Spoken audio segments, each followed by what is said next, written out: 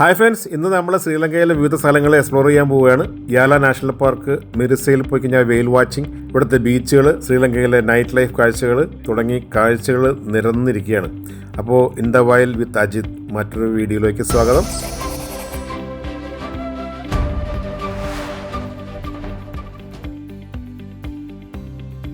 Candy ലേക്കാണ് കാണുന്നത്. അതിമനോഹരമായ സ്ഥലം. ഇവിടെ എല്ലാം രാവിലെ തന്നെ ക്ലീൻ ചെയ്തിട്ടേക്കാണ്. ഒരു ചവറോ അല്ലെങ്കിൽ പേപ്പറോ വേസ്റ്റോ ഒന്നുമില്ല.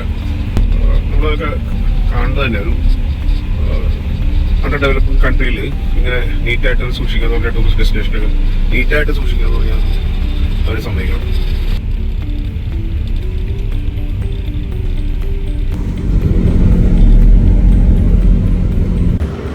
ഇവിടുത്തെ ഒരു ജെംസ് മ്യൂസിയം ഒരു ഷോപ്പുണ്ട്, അതുപോലെ തന്നെ ജെംസ് ഫാക്ടറിയും ഉണ്ട് ഇവിടെ. അത് നമുക്കൊന്ന് വിസിറ്റ് ചെയ്യാം.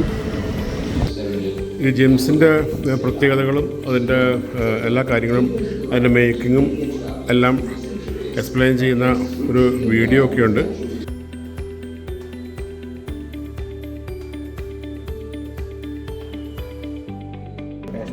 ജെംസ് തയ്യാറാക്കുന്നതിന് മുമ്പുള്ള ആ ഷേപ്പ് ഒരു കാണിക്കുകയാണ് വുഡിൽ തീർത്തേക്കുന്നത്.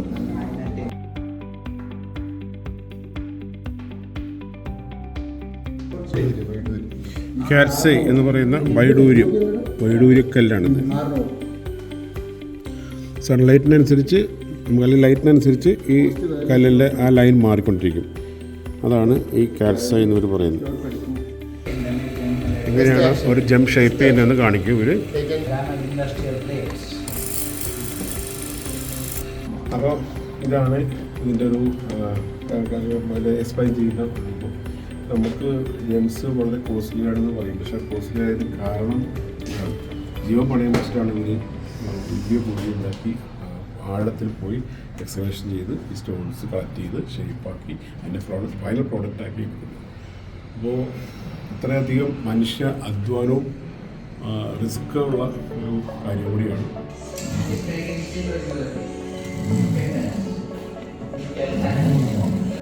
അങ്ങനെ ഇവിടുത്തെ നല്ല സ്റ്റോൺസ് ആണെന്ന് പറഞ്ഞപ്പോൾ നമ്മൾ വാങ്ങി വരണം. ഇത് പെരിഡോട്ട് ആണിത്.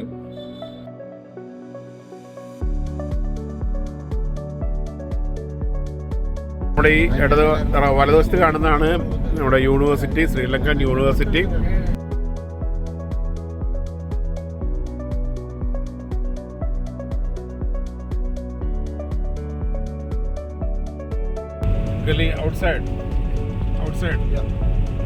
അങ്ങനെ ഗള്ളി കോട്ടയിൽ നിന്നും നമ്മൾ പുറത്ത് കടന്നിരിക്കുകയാണ്.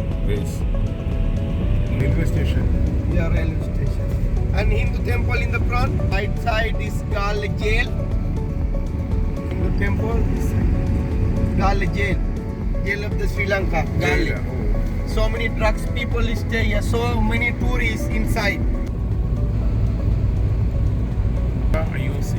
IOC, Indian Oil Corporation. ശ്രീലങ്കയിലെ ഗാലി എന്ന് പറയുന്ന സ്ഥലത്താണ് ഇപ്പോൾ നമ്മൾ നിൽക്കുന്നത്. ഇതും ഒരു കടൽ തീരത്തുള്ള ഒരു ഏരിയയാണ്. ഇത് 1887 പണിത കെട്ടിടങ്ങളാണ് മിക്കവാറും എല്ലാം ഇവിടെ ഉള്ളത്. ഡച്ചുകാർ ഇവിടെ അധിവാസം ചെയ്തപ്പോൾ അവരുടെ സമയത്ത് പണിത അതിപുരാതനമായ കെട്ടിടങ്ങളാണ് ഇവിടെ ഉള്ളത്. 1887 ഇത് നല്ലൊരു സ്ട്രീറ്റാണ്. ഒരുപാട് ഷോപ്പുകളും മറ്റുമുള്ള ഒരു സ്ട്രീറ്റ്. ഇവിടുത്തെ ഒരു ഫേമസ് ലൈറ്റ് ഹൗസാണിത്. ഇതും ഈ കടൽ തീരത്ത് തന്നെയാണ് സ്ഥിതി ചെയ്യുന്നത്. ഇത് പുതുക്കി പണിതല്ല, പുതുക്കി പെയിൻറ്റ് ചെയ്തിരുന്ന പോകത്തുള്ളൂ. 1904 പണിതാണെന്ന് ഇവിടെ ഒരു ക്ലോക്കും എല്ലാം കൊടുത്ത് ഇവിടെ എഴുതി വച്ചിട്ടുണ്ട്. 1904.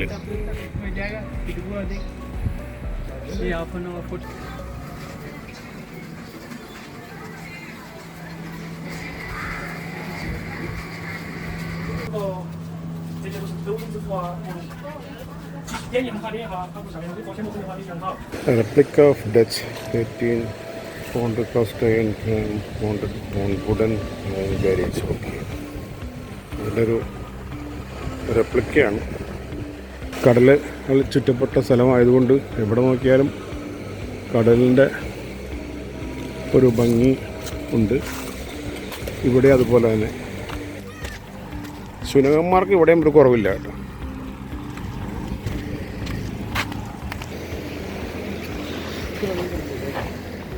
അപ്പോൾ ഈ ഡച്ച് കോട്ട എന്ന് വേണമെങ്കിൽ പറയാം. ഡച്ച് കോട്ടയുടെ അകത്താണ് ഈ കെട്ടിടങ്ങളെല്ലാം നിൽക്കുന്നത്. ഈ കോട്ട സംരക്ഷിച്ചിരുന്നത്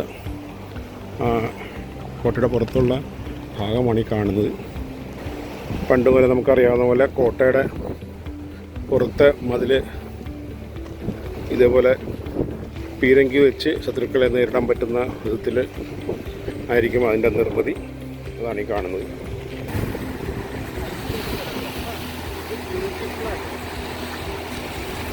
വെരി ബ്യൂട്ടിഫുൾ.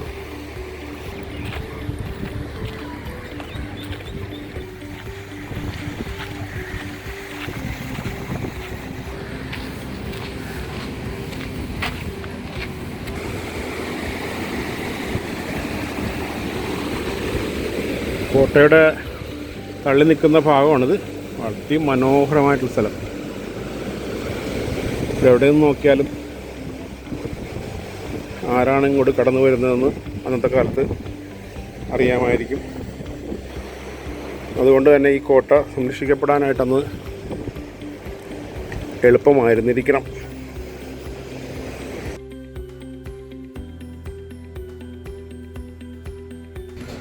ഒരു വഴിയോര ഭക്ഷണശാലയാണ് കാണുന്നത്. നല്ല രസമുള്ള ആംബിയൻസ്. അപ്പുറത്ത് നല്ല കാടും താഴ്വാരവും നല്ല രസമായിട്ട് ഇവിടെ ചെയ്തിട്ടുണ്ട്.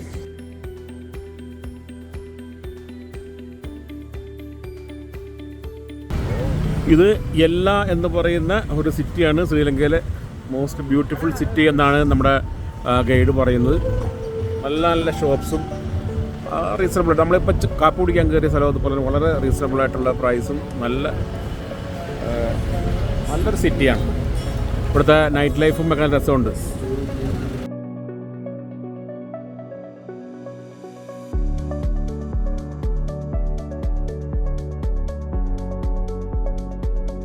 ശ്രീലങ്കയിലെ പെട്രോൾ പമ്പുകളിൽ പ്രൈസ് സ്റ്റേബിൾ അല്ല, എല്ലാ ആഴ്ചയിലും മാറിക്കൊണ്ടിരിക്കുന്നതാണ് ഇയാൾ പറയുന്നത് നമ്മുടെ ഡ്രൈവർ. പിന്നെ ഇവിടെ നമ്മുടെ യാല നാഷണൽ പാർക്കിലേക്ക് പോകുന്ന വഴിയാണ്. അതിൻ്റെ ഏതാണ്ട് ഒരു 50 കിലോമീറ്റർ മുമ്പുള്ള സ്ഥലമാണ്. ഇവിടെ പെട്രോൾ പമ്പ് വലിയ തിരക്കുന്നത്. പക്ഷേ കൊളംബോ തുടങ്ങി അടുത്തുള്ള സ്ഥലങ്ങളിലെല്ലാം ഭയങ്കര വലിയ ക്യൂ ആയിരുന്നു. പട്ടാളക്കാരൊക്കെ ആണ് അവിടെ സെക്യൂരിറ്റി നോക്കിക്കൊണ്ടിരുന്നത്. ഏർലി മോർണിംഗ് നമ്മളിവിടെ ഒരു സഫാരി ആരംഭിക്കുകയാണ്. സഫാരി എവിടെയാണ്? Yala national park. Yala national park world famous ആണ്. വേൾഡ് ഫേമസ് ആവാൻ കാരണം ഇവിടെ നല്ല ലെപ്പേർഡ് സൈറ്റിംഗ് ആണ്. 150-150ഓളം ലെപ്പേർഡ്സ്, പുലികൾ ഇവിടെ ഉണ്ട്. അപ്പോൾ അത്രയും ലെപ്പേർഡ്സ് ഉള്ള ഒരു ഫോറസ്റ്റ് നമുക്ക് അധികം ഇല്ല. അതുകൊണ്ടാണ് ഇവിടെ വിദേശികളടക്കം എല്ലാവരും ഇവിടെ എത്തിയിരിക്കുന്നത്. ഇവിടെ വരണം എന്നുണ്ടെങ്കിൽ ഞാൻ നേരത്തെ കഴിഞ്ഞ വീഡിയോയിൽ പറഞ്ഞു, കൊളംബോയിൽ നിന്ന് 125ഓളം കിലോമീറ്റർ സഞ്ചരിച്ച് നമ്മൾ കാൻഡിയിലെത്തി. കാൻഡിയിൽ സ്റ്റേ ആയിരുന്നു. കാൻഡിയിൽ നിന്ന് ഒരു 250ഓളം കിലോമീറ്റർ സഞ്ചരിച്ചാണ് ഈ യാല നാഷണൽ പാർക്ക് എത്തിയത്. അപ്പോൾ ഏതാണ്ട് കൊളംബോ ടു യാല ഏതാണ്ട് 400-450ഓളം കിലോമീറ്ററുകൾ നമ്മൾ സഞ്ചരിക്കണം. അപ്പോൾ നമുക്ക് ഇവിടുത്തെ കാഴ്ചകൾ കാണാം, എക്സ്പ്ലോർ ചെയ്യാം. ഈ യാല എങ്ങനെയുണ്ടെന്ന് നോക്കാം. ലെപ്പേർഡ് എല്ലാവർക്കും ഇവിടെ നല്ല സൈറ്റിംഗ് ആണ്. നമുക്ക് കിട്ടുമെന്ന് നോക്കാം. അപ്പോൾ നമ്മുടെ ടീം റെഡി. ഓക്കെ, കാണാം. രാവിലെ ഇപ്പോൾ ഒരു 5:45 അപ്പോൾ ഈ സമയത്ത് തന്നെ നല്ലോണം വെളിച്ചം വന്നു തുടങ്ങി. ഫോട്ടോഗ്രാഫിക്ക് പറ്റിയ വെളിച്ചമായിട്ടില്ലെങ്കിലും അത്യാവശ്യം വിസിബിലിറ്റി ഉണ്ട്. അപ്പോൾ നമ്മുടെ സുഹൃത്തുക്കൾ സോയിച്ചാൻ, നമ്മുടെ പ്രിയ സുഹൃത്ത് പ്രമോദ്, നമ്മുടെ അനിൽ, എല്ലാവരും റെഡിയാണ്. ഞാനടക്കം 4 പേര്. ഇവിടെ നമ്മുടെ ഗൈഡും ഡ്രൈവറും ഒക്കെ ഉണ്ട്. ഇന്നലെയൊക്കെ നല്ല സൈറ്റിംഗ് കിട്ടിയെന്നാണ് പറയുന്നത്. ഏതായാലും നമുക്ക് നോക്കാം.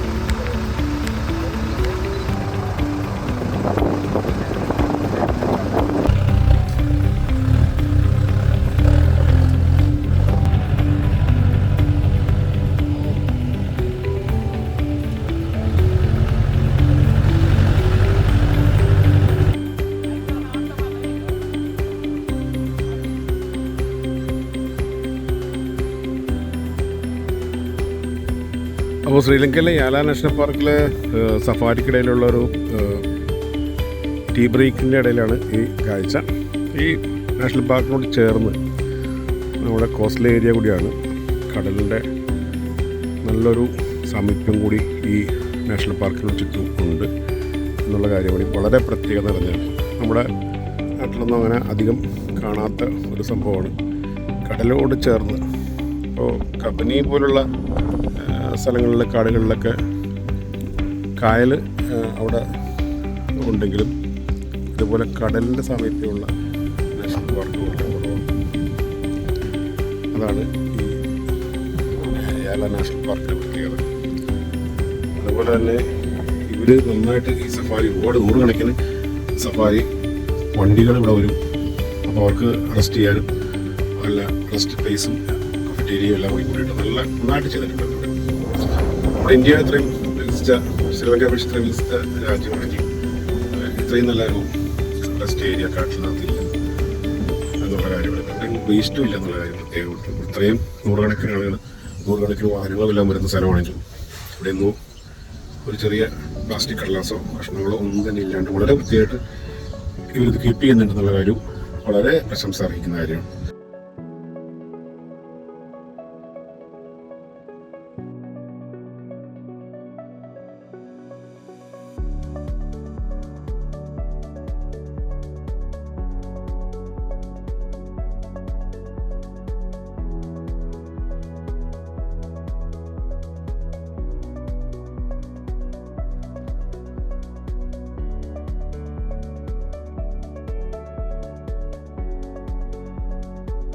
നമ്മുടെ ശ്രീലങ്കയിലെ ഒരു കാര്യം പറയാതിരിക്കാൻ വയ്യ, നല്ല റോഡുകൾ എല്ലായിടത്തും നോക്കിയാലും നല്ല റോഡുകളാണ്. ഇതൊരു ഹൈവേ ആണ്. ഈ ഹൈവേ എന്ന് പറയുന്നത് മിർസയിലേക്കുള്ള വഴിയാണ്. നേരെ എയർപോർട്ടിലേക്കാണ് പോകുന്നത്. മിർസ എന്ന് പറയുന്നത് ഒരു കടൽ പ്രദേശമാണ്. അവിടെ നല്ലൊരു ബീച്ചും കാര്യങ്ങളും നല്ല ഹോട്ടലും കാര്യങ്ങളൊക്കെ ഉണ്ട്. അപ്പോൾ അങ്ങോട്ടാണ് നമ്മൾ പോകുന്നത്. അപ്പോൾ ഈ ഹൈവേ ഇത് ചെയ്ത് കൊടുത്തിരിക്കുന്നത് ചൈനയാണെന്നാണ് പറയുന്നത്. ചൈന ഇൻവെസ്റ്റ് ചെയ്തിരിക്കുന്നു എന്നെല്ലാം പറയുമ്പോഴും നമ്മുടെ നാട്ടിൽ കാണാത്ത വേറൊരു സംഭവമുണ്ട്. ഈ കാറുകൾ നിർത്തിയേക്കുന്നതുണ്ടോ? ഈ ടോള് കഴിഞ്ഞാൽ ഇവിടെ ടോളുണ്ട്. ഈ ടോള് കഴിഞ്ഞാൽ ഉടനെ തന്നെ ഇവിടെ ഒരു ടോയ്ലറ്റ് ഫെസിലിറ്റി ഉണ്ട്. നമ്മുടെ നാട്ടിലില്ലാത്തതാണ്. ഇവിടെ ഫ്രീ ആണ്. ഒരു ദരിദ്ര രാജ്യമാണെങ്കിലും നല്ലൊരു ടോയ്ലറ്റ് ഫെസിലിറ്റി ഇവർ കൊടുത്തിട്ടുണ്ടെന്നുള്ളതാണ്. ഇവിടെ 10 പൈസ പോലും നമുക്ക് കൊടുക്കേണ്ടതില്ല. അത് നീറ്റ് ആൻഡ് ക്ലീൻ ആയിട്ടുള്ള ടോയ്ലറ്റാണ്. അപ്പോൾ എത്ര ആൾക്കാർ വന്ന് ഇതേപോലെ യൂസ് ചെയ്യുന്നതാണെങ്കിലും ഈ ടോയ്ലറ്റിൽ യാതൊരു വൃത്തികേടോ അല്ലെങ്കിൽ നമുക്ക് ബുദ്ധിമുട്ടുണ്ടാക്കുന്ന വിധത്തിൽ യാതൊന്നുമില്ല. അപ്പോൾ ആ വിധത്തിൽ നമ്മുടെ നാട്ടിലും ചെയ്യാം.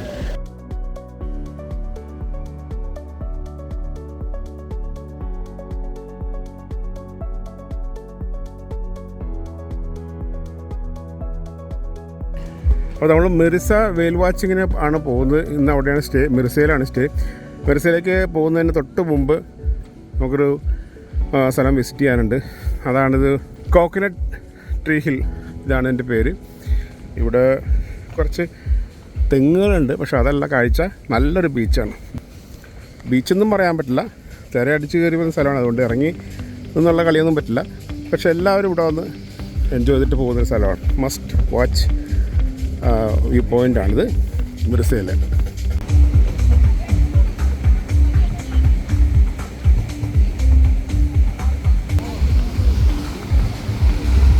കടലിൻ്റെ കളറ് കണ്ടോ അല്ലേ?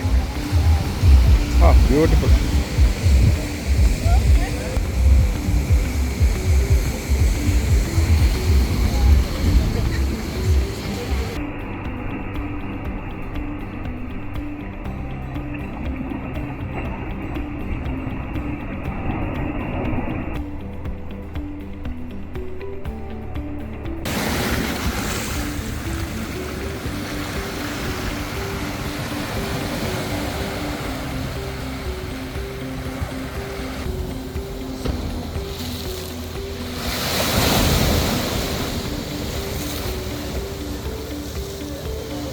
നമ്മളിപ്പോൾ മിഥിഗമ ബീച്ച് എന്ന പേരുള്ള ബീച്ചിലാണ് ഇപ്പോൾ നിൽക്കുന്നത്. ഇവിടെ ടൂണ മത്സ്യം ഇവിടെ ഫേവറേറ്റാണ്. അത് മുറിച്ച് ഉണക്കാൻ വച്ചിരിക്കുന്നതാണ്. ഉണക്കമീനായിട്ട് വിൽക്കാനായിട്ടുള്ള കാഴ്ചയാണ് കാണുന്നത്.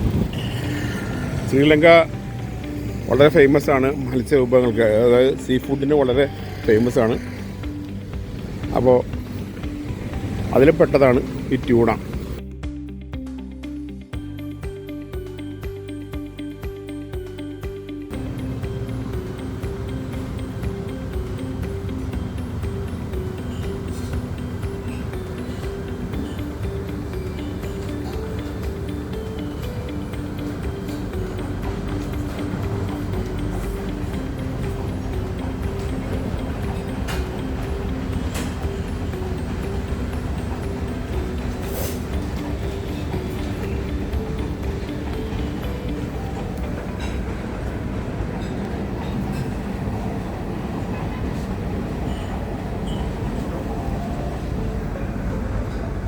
അപ്പോൾ നമ്മൾ മിർസയിലെത്തിയിരിക്കുന്നത് വെയിൽ വാച്ചിന് വേണ്ടിയിട്ടാണ്. കടയിൽ നിന്ന് കടലിൽ പുറംകടലിലേക്ക് പോയിട്ട് വെയിലിനെ കാണാനുള്ള സംവിധാനമാണ് അവർ ഒരുക്കുന്നത്. അതിനോട്ട് ഓഫീസുണ്ട്.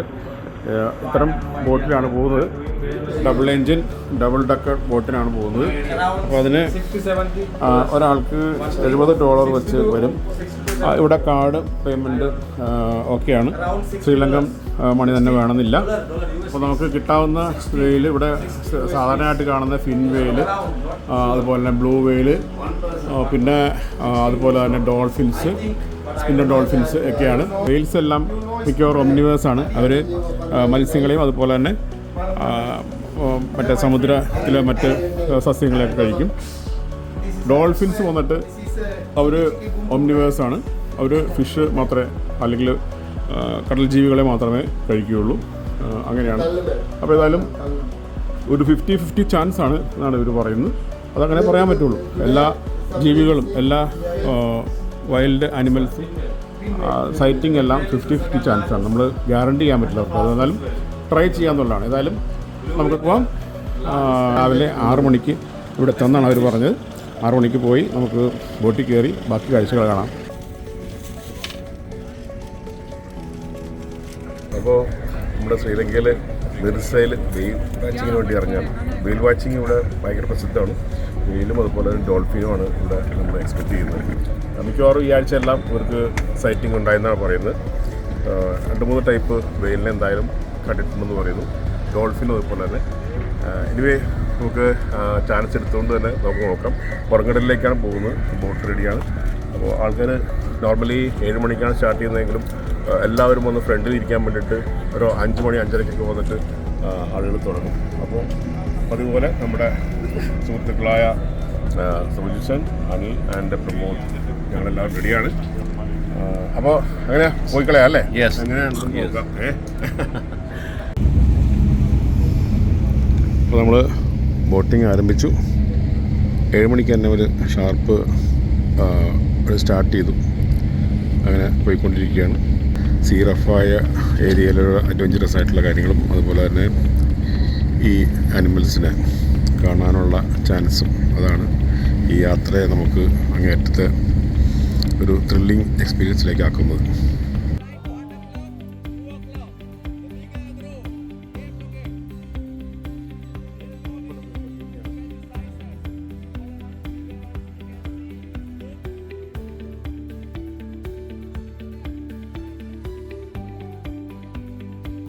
ഇവിടെ നമുക്ക് ചെറിയൊരു നിരാശ ഉണ്ടായിരുന്നു. നീലത്തിമിംഗലങ്ങളെ കാണാനുള്ള ഒരു ചാൻസ് ഇവിടെ ഉണ്ടായിരുന്നില്ല.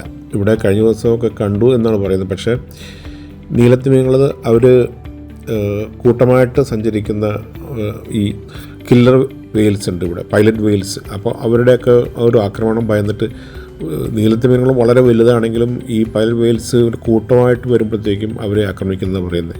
പിരാന മത്സ്യങ്ങൾ വലിയ ജീവികളെ പോലും ആക്രമിച്ചു നശിപ്പിച്ച് അല്ലെങ്കിൽ അവരെ കൊല്ലുന്ന പോലെ ആ ഒരു രീതിയിലാണ് ഇവരും പെരുമാറുക. അപ്പോൾ അതുകൊണ്ട് ബ്ലൂ വെയിൽസ് നീലത്തിമിംഗലങ്ങൾക്ക് ഈ ചെറിയ തിമിംഗലങ്ങളെ പേടിയാണ്. അതുകൊണ്ടാണ് അവർ വഴിമാറി പോകുന്നത്. അപ്പോൾ ആ കാഴ്ച നമുക്ക് നഷ്ടപ്പെട്ടു. അപ്പോൾ ഡോൾഫിനുകളും അതുപോലെ തന്നെ പൈലറ്റ് വെയിൽസും അങ്ങനെ ഒരുപാട് വെയിൽസിനെയും ഡോൾഫിനുകളിലൊക്കെ നമുക്ക് കാണാൻ പറ്റി. ബ്ലൂ വെയിലിനെ നമുക്ക് ഇപ്രാവശ്യം കാണാൻ പറ്റിയില്ല എന്നുള്ളൊരു നിരാശ, ചെറിയൊരു നിരാശ ഉണ്ട്.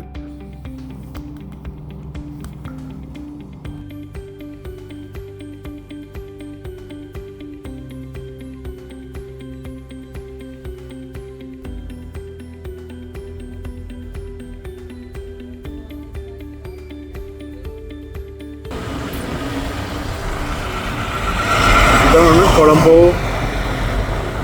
പോർട്ട് സിറ്റി എന്നാണ് പറയുന്നത്. പോർട്ടാണ് ഈ കാണുന്നത്. ചൈനയാണ് ഡെവലപ്പ് ചെയ്തത്, നമുക്ക് എല്ലാവർക്കും അറിയാം. നല്ല വൃത്തിയായിട്ട് ചെയ്തിട്ടുണ്ട്.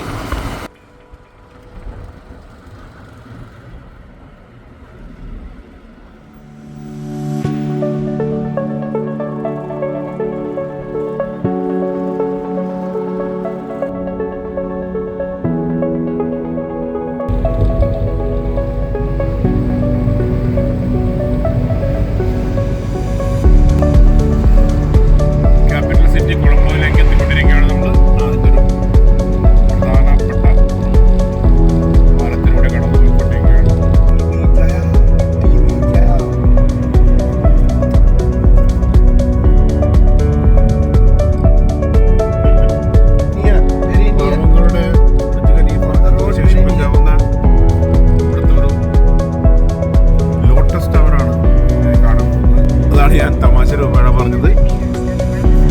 നമ്മുടെ ബുർജ് ഖലീഫ, പാവങ്ങളുടെ ബുർജ് ഖലീഫ പോലെ ഇവിടെ വേണമെങ്കിൽ പറയാം, വിശേഷിപ്പിക്കാം. Lotus tower.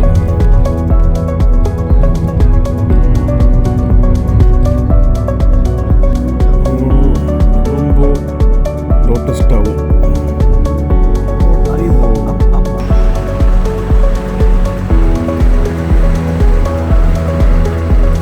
ഒരാൾക്ക് $20 കൊടുത്താൽ ഇവിടെ $20 കൊടുത്താൽ നമുക്കിവിടെ പ്രവേശിച്ച് കാണാവുന്നതാണ് നമ്മുടെ ഡ്രൈവർ പറയുന്നത്.